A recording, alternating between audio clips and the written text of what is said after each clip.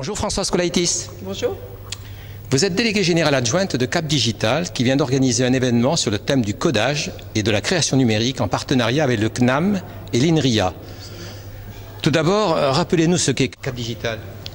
Alors Cap Digital, c'est un pôle de compétitivité. Donc, en fait, c'est un cluster qui rassemble à peu près 800 organismes, 800 acteurs de l'économie numérique dans le domaine des contenus et des services numériques, des entreprises grandes, moyennes, des startups, des établissements publics, écoles, universités, centres de formation et des investisseurs en capital.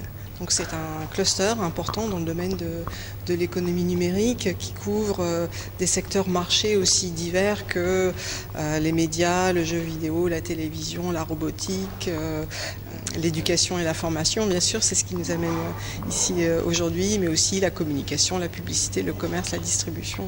Et sa mission, c'est quoi ?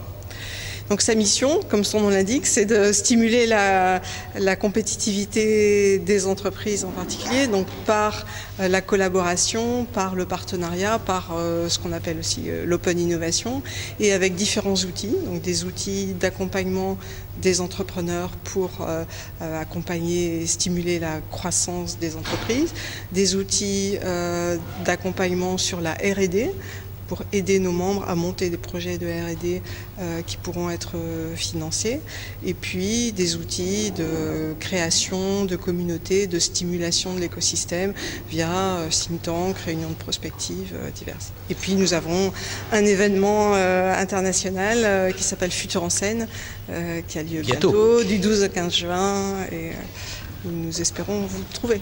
Alors ici, c'est un nouvel événement. La journée, ça a été d'abord des ateliers, puis une table ronde sur le thème « Décoder le code, les clés du numérique pour nos enfants ». Mais pourquoi cette initiative ? Alors, décoder le code, c'est une initiative qui nous a été inspirée, je dirais, à la fois par l'actualité, qui a mis sur le devant de la scène la nécessité ou pas, avec un débat là-dessus, d'enseigner le code ou l'informatique à l'école.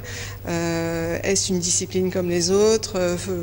Où faut-il l'enseigner ? Comment ça se passe, etc. Donc il y avait un débat là qui était sur la place publique, dont nous avons aussi débattu avec nos partenaires dans nos entités respectives, et puis on s'est dit que ce débat-là ne devait pas rester un débat de spécialistes de l'éducation et de la formation numérique, d'institutions, etc., qu'il fallait l'ouvrir parce que l'enseignement et la formation, ça se passe certes dans le contexte des institutions de formation initiale à l'école, à l'université, mais ça se passe aussi beaucoup ailleurs, dans la société civile, je dirais, dans le milieu associatif, dans la profusion d'initiatives qui ont d'ailleurs été présentées aujourd'hui.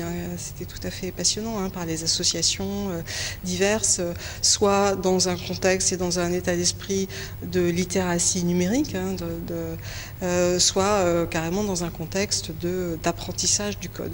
Donc beaucoup d'initiatives à côté de l'institution, donc la nécessité selon nous d'ouvrir le débat et de créer des passerelles, des ponts, etc., pour que les acteurs se connaissent déjà, se parlent et voient des pistes pour travailler ensemble et continuer à avancer.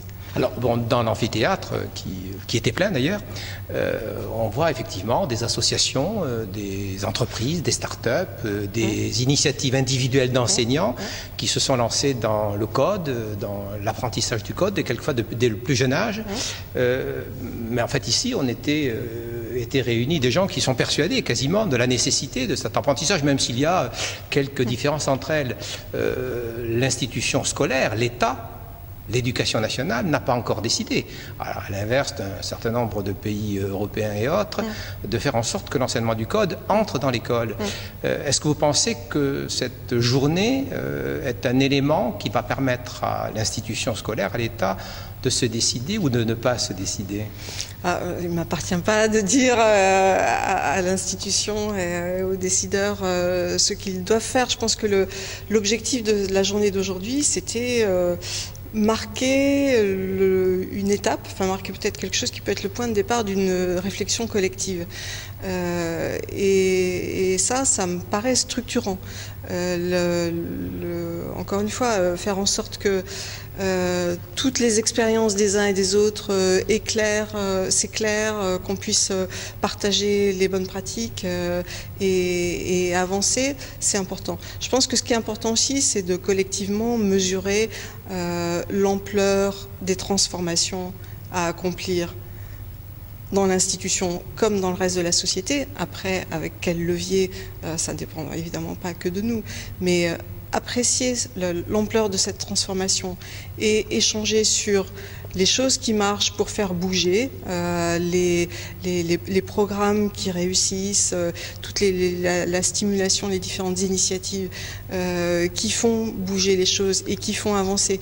Voilà, ça c'est important. Je crois que c'est important sur le plan de la méthode, s'échanger entre soi, entre acteurs, ce qui marche, mais c'est important encore une fois de mesurer, de prendre conscience des transformations, de mesurer la nature des changements et de voir quelles voies peuvent y mener. C'est sûrement pas d'ailleurs des voies uniques et pas forcément non plus des voies très simples, mais voilà, on a besoin de lieux pour discuter ça. Mais à entendre les participants, qui pour certains d'entre eux pour tous sont passionnés, mais pour certains d'entre eux montrent à quel point ils prennent en charge un certain nombre d'adolescents, de jeunes, d'enfants, n'y a-t-il pas la question qu'on doit immanquablement se poser, qui d'ailleurs s'est posée en conclusion, mais ne faudrait-il pas que tous les enfants puissent bénéficier de ce dont bénéficient un certain nombre grâce aux acteurs qui sont ici? Oui, mais c'est exactement, d'ailleurs ça a été traité d'ailleurs cette question explicitement dans l'un des ateliers, je crois que c'était l'atelier numéro 1, c'est la question du passage à l'échelle, c'est-à-dire qu'on s'échange des bonnes pratiques dans des associations, dans des cercles divers et variés sur des choses qui marchent. Par contre, il est quand même assez raisonnable de penser que seule l'institution qui, elle, touche tous les enfants est de nature à assurer ce passage à l'échelle. L'accès, on pourrait dire l'accès démocratique de l'ensemble des enfants à cette littératie et à ces langages et à ces modèles et à ces représentations. Donc le faire bouger l'institution, on pourrait peut-être prendre l'image d'un paquebot avec tout un tas de petits bateaux autour qui tirent. C'est sûr que les petits bateaux font des choses passionnantes, mais à un moment donné, le paquebot doit bouger aussi, d'où l'expression aussi de certains des participants qu'on est en train de définir quelque chose sur le long terme qui ne se fera pas en un jour. C'était presque ma dernière question. Vous pensez que c'est donc une opération qui démarre un peu, mais qui sera de longue haleine? Elle sera de longue haleine, oui, pour la raison que je vous disais à l'instant. C'est-à-dire que transformer une société dans la façon dont qu'elle a d'éduquer ses citoyens, c'est un travail sur le long terme. Mais quand on compare le point de vue de l'Académie des sciences qui dit qu'il y a urgence, et ce qu'en fait on dit aujourd'hui c'est une opération de longue haleine, n'y a-t-il pas contradiction? Non, c'est les deux, c'est deux à la fois. C'est vrai qu'il y a urgence à prendre la mesure des problèmes et à agir localement, à agir, je dirais, de façon horizontale et transversale entre les acteurs, et dans le même temps préparer les transformations qui nécessitent plus de temps. Merci beaucoup François Soulaitis. Je vous en prie.